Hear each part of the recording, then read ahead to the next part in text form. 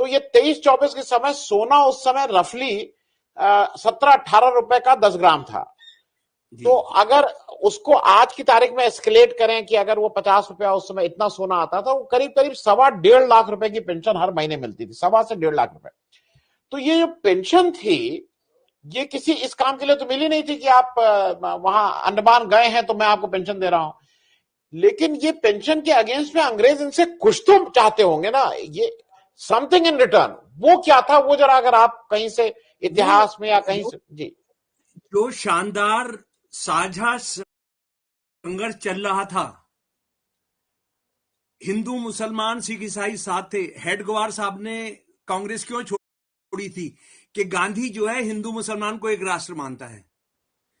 इन्होंने, इनकी भी जो पॉलिटिक्स ये हिंदू मुसलमान करने लगे थे, और इन्होंने कह दिया, ये जेल इन्होंने जो औचित्य दिया कि मैं क्यों हिंदुत्ववादी हो गया हूं, कि जो पठान मुसलमान वार्डर थे वो इतना जुल्म करते थे, इसलिए मैं मुसलमान विरोधी हो गया।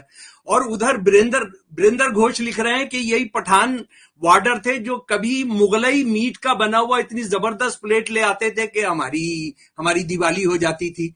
अच्छा, उसके बाद जैसे वहां हिंदू वार्डर नहीं थे, वो तो हिंदू वार्डर तो बहुत प्यार करते थे, सिख वार्डर नहीं थे। तो ये बड़ा अजीब गरीब बात है। लेकिन आनंद भाई, मैं जरा एक दो बात उठी है, जरा उसको मैं कर दूं। असल में राजेश भाई ने सवाल उठाया, हिमांशु भाई ने उठाया, और ब्रिजेश भाई ने तो बहुत ही कांटे की बात कह दी। कांग्रेसी इतने बेवकूफ हैं, जाहिलों का इतने जाहिल हैं कि अपना इतिहास नहीं जानते हैं। आज अगर आप गुजरात के चुनाव में भी जो ब्रिजेश जी ने कहा कि पटेल वर्सेस सावरकर, अरे भाई, कांग्रेस ने पूछना चाहिए, बारडोली सत्याग्रह सरदार पटेल ने सन 1928 में लड़ा था, कितने लोग शहीद हुए थे, हिंदू मुसलमान सब साथ थे। उसमें सावरकर का कोई समर्थन का दस्तावेज दिखाओ, आरएसएस का कोई दस्तावेज दिखाओ बारडोली सत्याग्रह में। और ये बारडोली सत्याग्रह किसके खिलाफ था? बॉम्बे के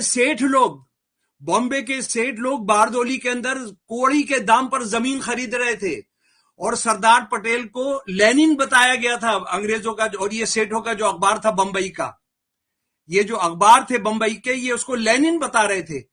कांग्रेसी अगर इसको भी नहीं जानते हैं कि पूछो बारडोली में गोलवालकर क्या कर रहे थे, सावरकर क्या कर रहे थे। एक और बात जो मैं आपके सामने रखना चाहता हूं कि बाबा साहब की बात साहू साहब कर रहे थे।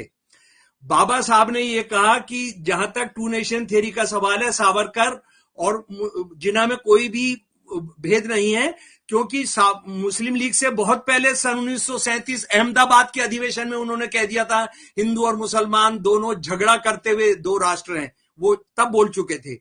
पर बाबा साहब ने यह भी कहा कि सावरकर क्या चाहते हैं कि दो राष्ट्र हैं, लेकिन मुसलमान राष्ट्र जो है वो हिंदुओं की दादागिरी में रहेगा। तो ऐसा तो होगा नहीं, वो कह रहे हैं कि तो सिविल वार होगी फिर।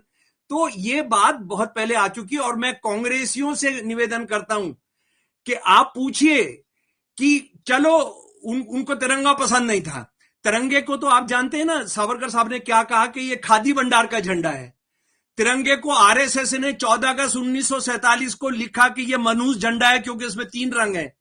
चलो भाई, आप तिरंगा नहीं उठाया आपने अंग्रेजों के खिलाफ, अरे आप केसरिया उठा के कितनी बार आप अंग्रेजों के खिलाफ जेल में गए, आपने भारत की आजादी की मांग मांगी, आपने कितनी बार वंदे मातरम गाया सड़कों पर सन 1925 के बाद और सन 1922 के बाद आने के बाद कितनी बार आप जेल गए।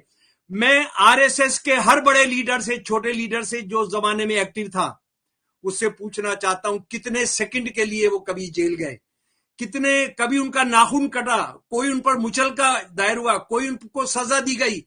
एक उदाहरण बताएं, कभी गौ माता की हत्या के खिलाफ उन्होंने कोई प्रदर्शन किया सन 1925 के बाद अंग्रेजों के राज में? लाएं, एक सबूत लाएं। और बारडोली के सत्याग्रह को इशू बनाना चाहिए कांग्रेस ने, पटेल साहब का जो सबसे बड़ा मामला है। तो बात यह है, राहुल गांधी कितने बेवकूफ है, कितने नहीं है, क्या नहीं है, लेकिन जो इस देश ने 75 साल पहले कर देना चाहिए था, कम से कम गांधी जी की हत्या के बाद कर देना चाहिए था।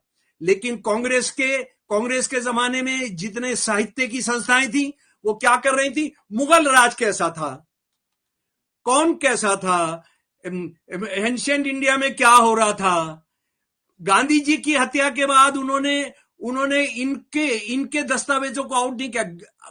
जो आरएसएस के जो दस्तावेज मैंने जमा किए हैं सारी दुनिया से, ये दस्तावेज अगर गांधी जी के बाद रहते तो ये आज ये दिखने को नहीं मिलते।